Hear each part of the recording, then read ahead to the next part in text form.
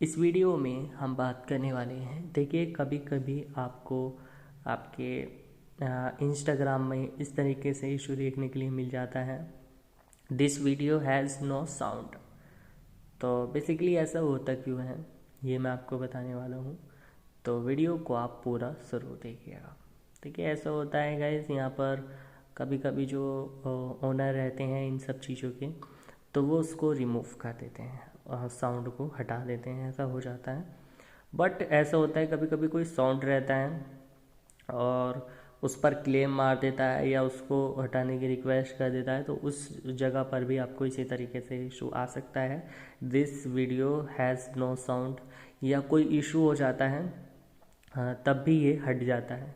तो ये जो होता है, ये क्रिएटर्स जो यहाँ पर काम करते हैं इसके थ्रू और इंस्टाग्राम के थ्रू, या जो कोई ओनर रहता है उसके बेसिस पर ये सब चीज़ें कराई जाती हैं।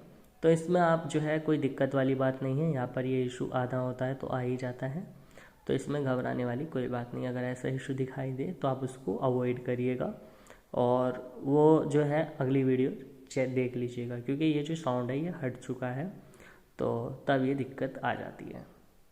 तो ये प्रोसेस रहता है इसका। अगर यहाँ पर आपको वीडियो अच्छी लगी हो तो लाइक कर दीजिएगा और चैनल को सब्सक्राइब भी कर दीजिएगा।